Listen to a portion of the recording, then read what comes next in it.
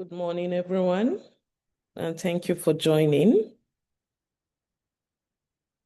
Thank you for joining. This will be very short and quick so that we can get on with our daily activities. Today is a Monday. Thanks for joining. I can see some participants in the room already. All right. So today we are going to be looking at project financing and environmental and social compliances.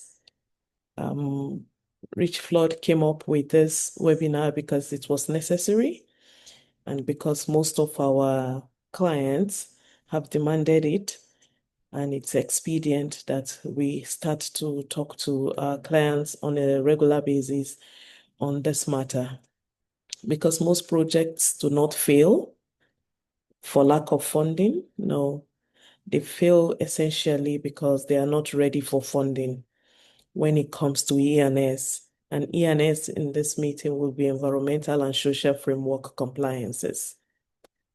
So across different sectors that we serve at Rich Flood, which could include infrastructure, energy, mining, agriculture, manufacturing, most projects struggle to access financing because they lack the capacity or the consciousness or the awareness to know that environmental and social compliance is a very key component for major funders across the world today. And it is not because funding is not available, but because they are poorly positioned or they are not properly positioned to meet the requirements for investors and for lenders that they are looking to attract. By way of introduction, my name is Comfort Asokoro Ogaji from Rich Flood, as you can see.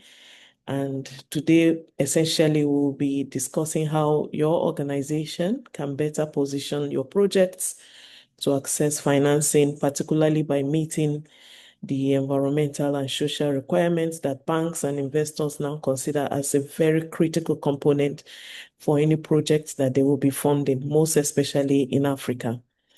So next slide, please.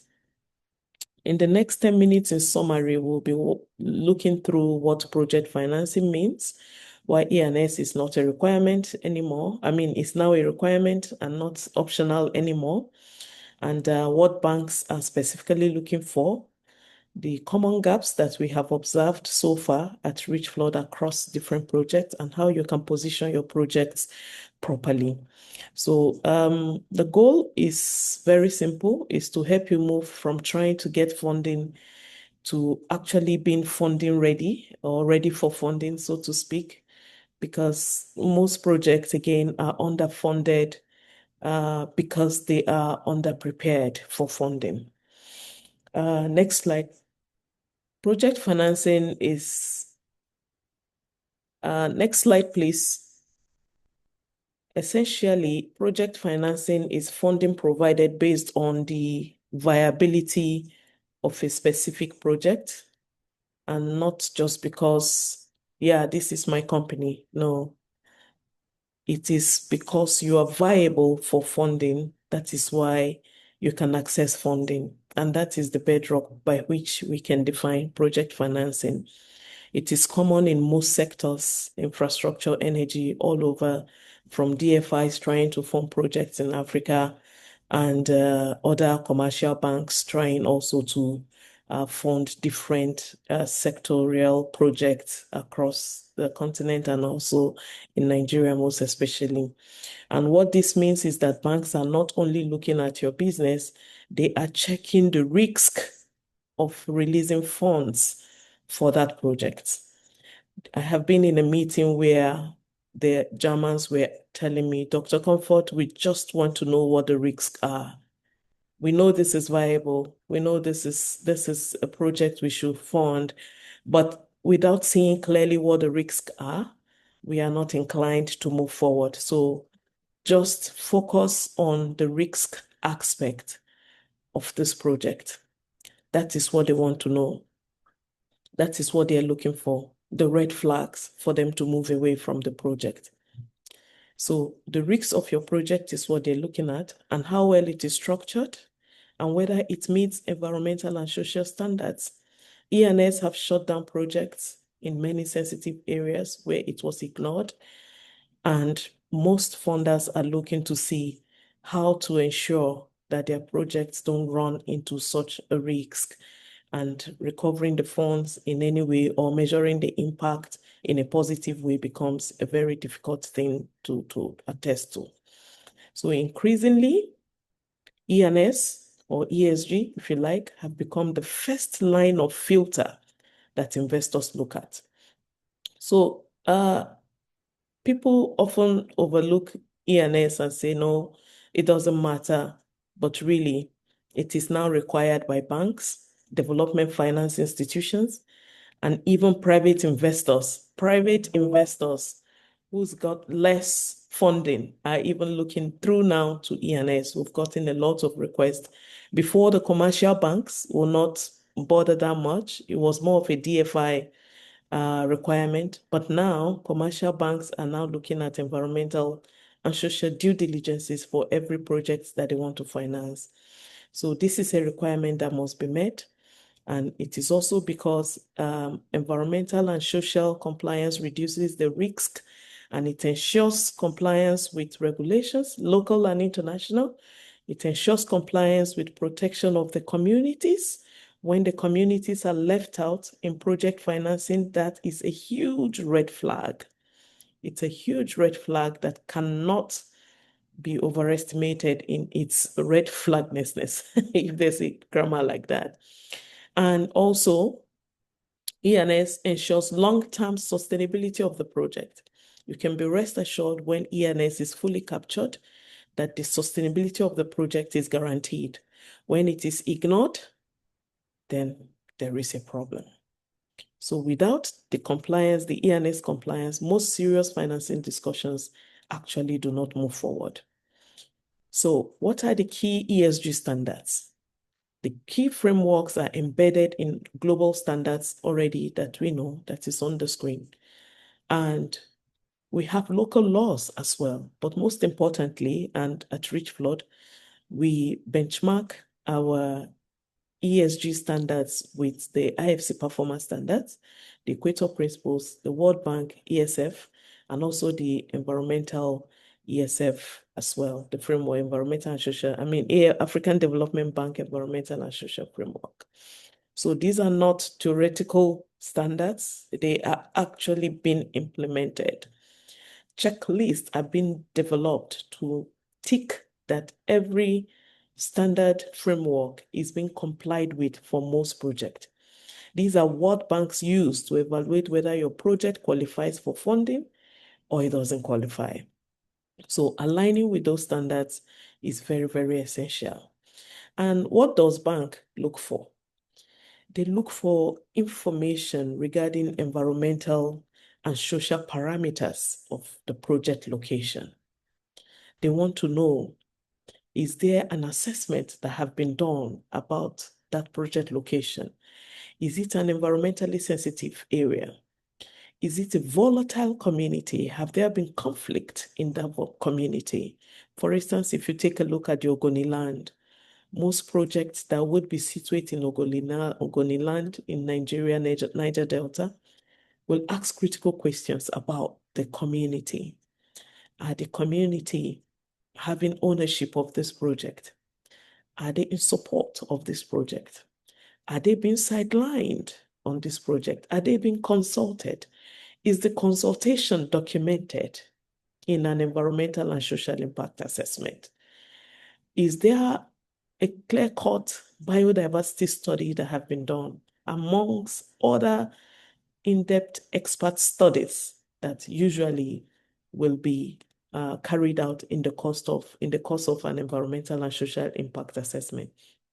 So a functional environmental and social management plan, is it available? Is evidence of stakeholders' engagement clear? Have stakeholders been carried along on this project? Is there a compliance track record? Are the promoters of this project conscious about compliance, or they're neglecting it and just focusing on the economic aspect? That is no longer the case. So if there are missing or there are weak links in the parameters I have mentioned earlier, the project is automatically considered as a high risk. You may not be told, but most of the financing institutions, they have their experts who go through some of these projects. And I am one of those experts, and I tell you that most times when we go through these projects, we flag them red, because it's either we do a random check and the communities have no clue about the project, they were never consulted, and that becomes a very, very big gap. So on the next slide, you will see the common gaps that we have found when we are reviewing such projects. We see several projects without environmental and social impact assessment properly done. Some, they just document it as a desktop report that somebody needs to see, and that they just want to show that, yes, there's such a report, not professionally done. No specific expert studies conducted on site. Such is a red flag and will not move forward. You will see that such projects begin to go around the circle of reviews. They may not directly tell you, they will just give you a long report of why it is not funded, and embedded in it is E&S considerations. Or is either the report is poorly prepared or has weak implementation of the management plans. And talking of management plans, we have series of management plans. We have environmental management plan, we have air quality management plan, we have biodiversity management plan. We have different management plans depending on the sensitivity of the project. Even climate change mitigation plan is part of what the global funders look out for in today's funding space. All right, so sometimes there could be proper study done, or there could be proper documentation done. Proper environmental and social impact assessment done, but it essentially lacks documentation. You will find out that most of the project proponents will be trying to explain and be trying to say, oh yes, we have this, we got this, we have already engaged. And the simple question the financing body will ask you is, can we have the documents? When the documents are not there, it's same as you do not have any safeguards on that project. So these gaps are often the reason projects struggle to secure financing, not necessarily because the idea itself is bad or is not fundable, but because the risks are high and the safeguards to curtail those risks are often neglected. All right. So in many cases, how now do you position your project? Across board, we try to make it generic so that irrespective of your sector, it can also fit in. You need to start an environmental and social due diligence early in your project lifecycle. There is a whole long list of documentation, some of them desktop, some of them most of it on the field, permits, licenses that safeguards the project. So the starting point is to start early, commence early, commence to take E&S compliance very serious as early as possible during the project conceptualization. Most projects will already begin and they will approach us that they want to conduct an environmental and social impact assessment. It's done actually before the groundbreaking, before you commence construction works, before you clear the road. As the project site is a greenfield, that is when an ESIA commences. Not when the project is halfway gone. That is also an issue. So you will position your project wrongly when you don't consider these things early at the planning phase of your project. And sometimes how to also position your project all the time, not sometimes, pardon me, is that you have to effectively align it with international standards. We highly recommend that you don't look only at your state or local government or country standard to say that you're in compliance with environmental and social governance frameworks. You have to look at international standards, and they are not rocket science. They are easy to achieve just with the willingness and consistency of the project promoters. And then next to position your project is to maintain proper documentation.